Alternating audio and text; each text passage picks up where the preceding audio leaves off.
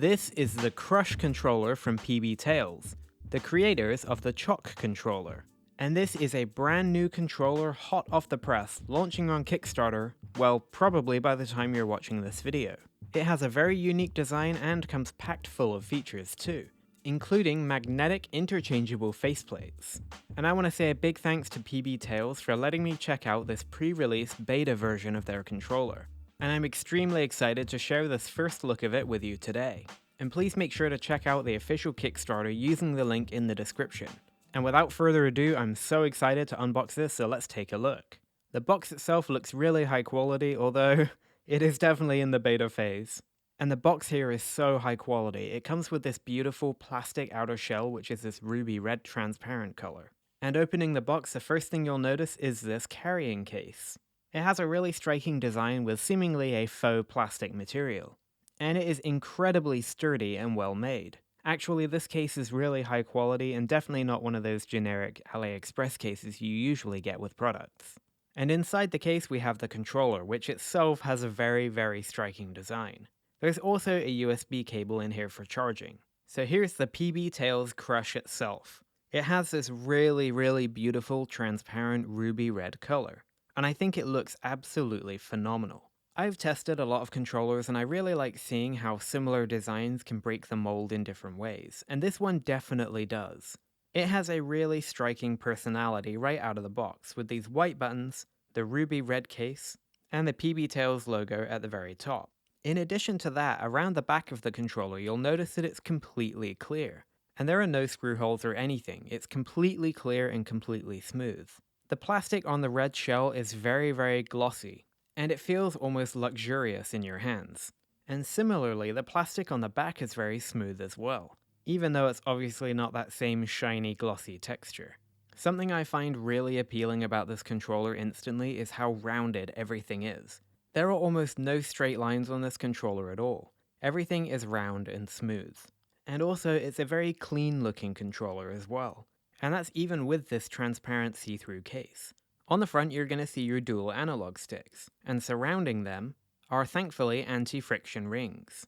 Then you have a pretty traditionally shaped D-pad, which is a simple cross shape with a circular depression in the center. The face buttons themselves have a pretty interesting character, with labels surrounded by these circles, and we're going to get into that design in particular a little bit later on. Also on the front of the controller you've got a screenshot button, a turbo or mode button, the choc-shaped home button, and the minus and plus start and select buttons. Along the top you'll immediately notice the kind of egg-shaped shoulder buttons, which are pretty interesting, and the silver bar along the middle, which contains the sync button, a USB-C port for charging, and a switch that toggles between nintendoswitch and X input mode. Finally, along the bottom you're going to see this light bar, and we'll take a better look at the LEDs in a little bit. Overall, again, I think this controller just looks absolutely fantastic, and it's very smooth to hold in your hands. But something else I really noticed about it is how heavy it is. It's not overwhelmingly heavy, but it feels extremely sturdy and well built in the hands.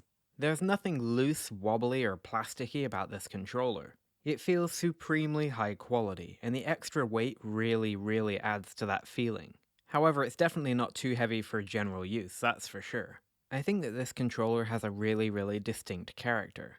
And this ruby red color is definitely unique as well. I've never quite seen a controller that looks like it or that has been in this color. However, one really amazing feature of the PB Tails Crush is that you can change it to look however you want. There will be a multitude of different faceplates available for this controller, from this ruby red to other transparent colors, even a metallic silver, and this one, which is kind of like a ceramic white. Before I get to that though, let's take a look underneath this shell at what the PB Tails really looks like. Immediately noticeable under the shell is just how many magnets there are. There's actually 7 of them evenly and symmetrically placed to hold the shell on. So there's no worries at all about the shell itself falling off. But something else really interesting here is that they actually give you full access to the analog sticks too. So let's pull off these caps and take a look. Underneath the cap there's a very high quality looking module, and the cap itself looks like this. You can see the steel anti-friction ring of the stick itself. And even more interestingly is that the stick part can actually be popped off, potentially to change the height in future. On the right stick, the dome actually has the PB Tails controller branding, which I just think is kind of a really nice playful touch. Something I kind of get the sense with this controller is that the team are really proud of it. And I think that shows through the branding. And I just think it's kind of cool to have a controller with its name written on the stick itself. It's just unusual, and I like that. By the way, if you're noticing that these caps look a tiny bit rough, just remember that this is a pre-release product and none of this is finalized. And so small details like this are definitely going to be resolved before the controller actually ships to consumers. Now I am actually going to ixnay on a full teardown of this controller at this point, but maybe we'll do that with a retail unit eventually. For now though, here's the ceramic white faceplate, and I gotta say I actually like the look of this more than I like the ruby red. And to get this on, all you need to do is position it over the sticks and drop it, and it will just slip right into place.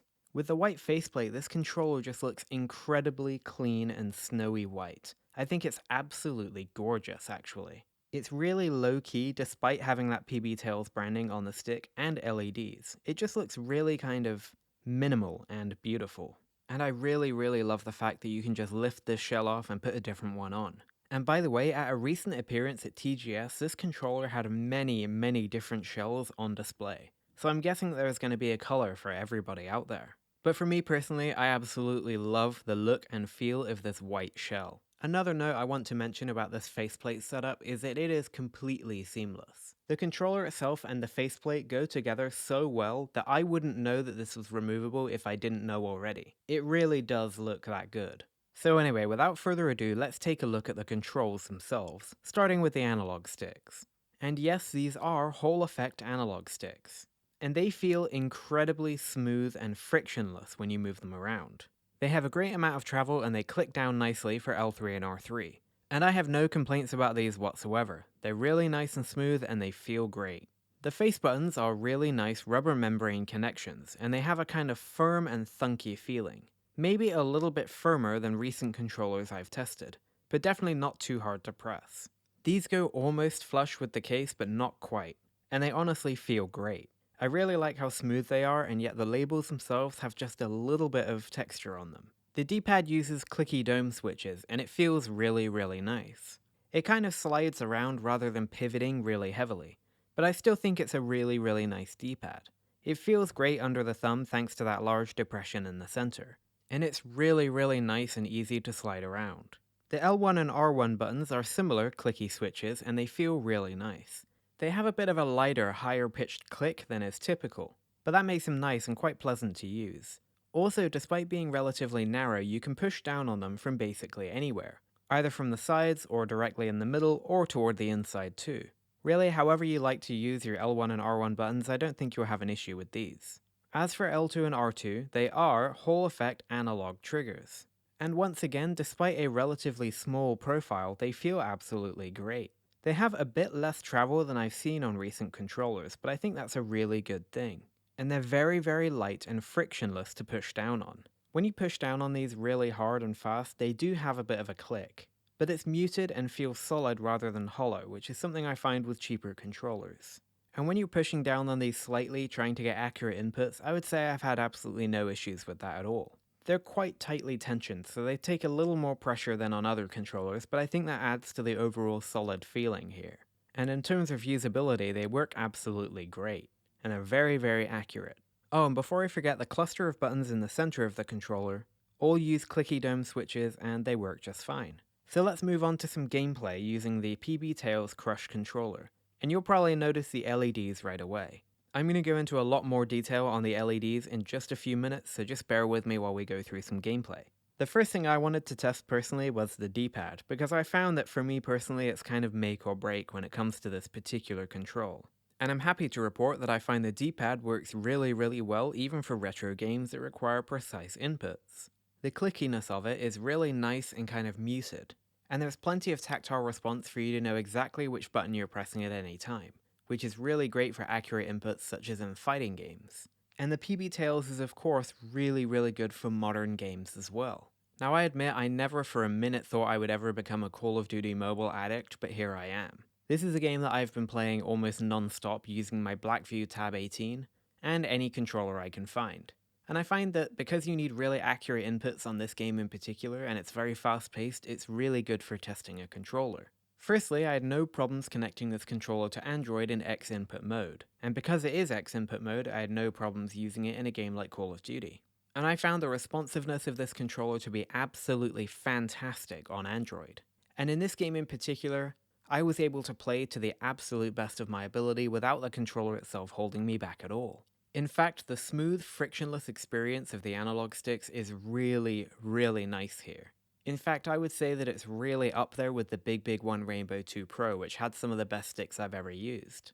There is absolutely no compromise here, and the short travel of the triggers made it really, really easy to aim and fire quickly when I needed to.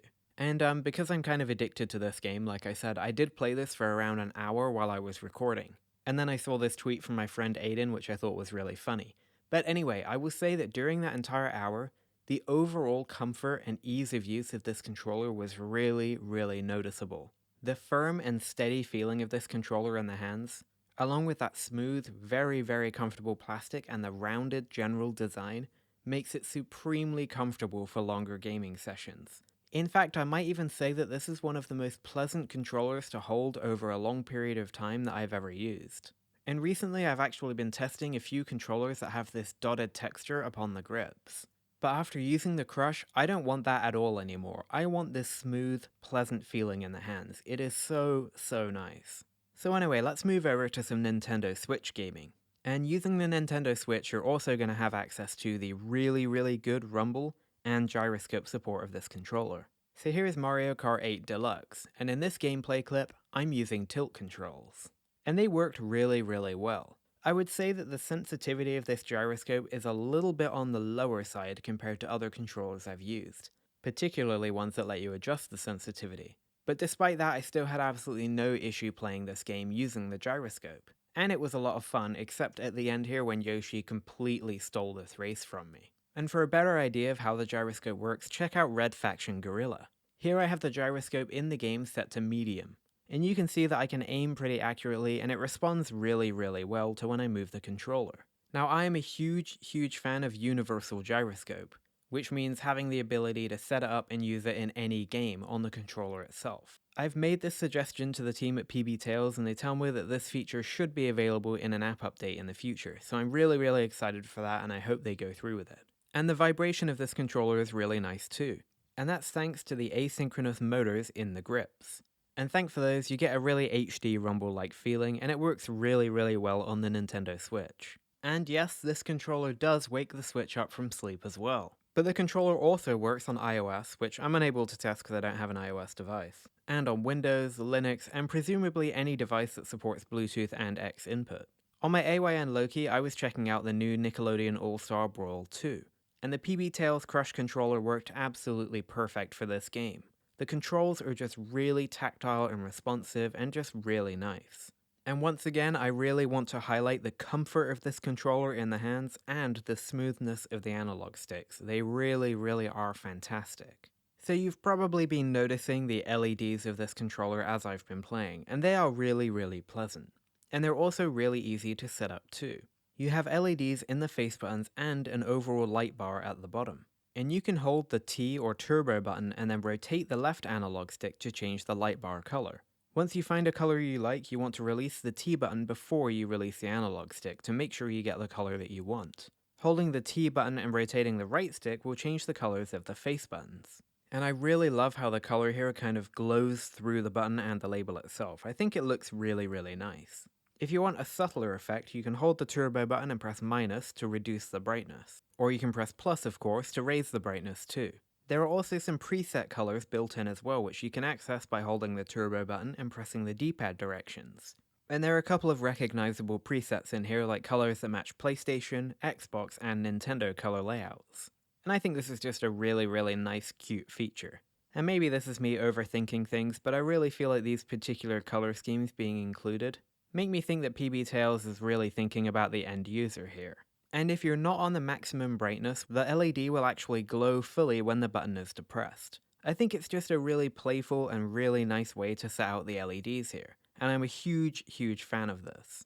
Personally, I found that I don't really like RGB on my controllers anymore. I prefer a stealthy look. But I think that this particular setup is really nice. It's kind of subtle and kind of playful, and it looks really good. and of course you can disable them altogether if you don't like them. And I also think that with the white shell in particular, it looks really, really nice. This controller also has a turbo function. To activate it, you just press turbo and then any of the face or shoulder buttons. You can then disable it by using the same combination again, or you can hold turbo and press L3 to clear all of the turbo buttons. So that's the PB Tails Crush controller in a nutshell. I think this is shaping up to be an absolutely phenomenal controller. And this isn't PB Tails' first rodeo either. The last controller they released, the Choc, was really, really unique. It had a completely unique shape, and fulfilled a completely different purpose from like every other controller out there. And with the PB Tails Crush, they're really going for a more traditional gamepad style, and yet it still feels completely different to everything else out there. The smooth, rounded edges, the subtle yet enjoyable LEDs, and the interchangeable customizable faceplates just make this a really, really unique and standout controller. And more importantly than all of that, it is just an incredibly good controller to use as well. The analog sticks are nice and smooth, the triggers are accurate and feel great, all of the buttons respond really well, and it works really well for both retro games and modern games too. And even in this pre-release kind of beta unit, I've found it supremely enjoyable to use. I am hopeful for a few more features down the line. For example, an app to customize the various controls and sensitivities and stuff, as well as the ability to enable universal gyroscope.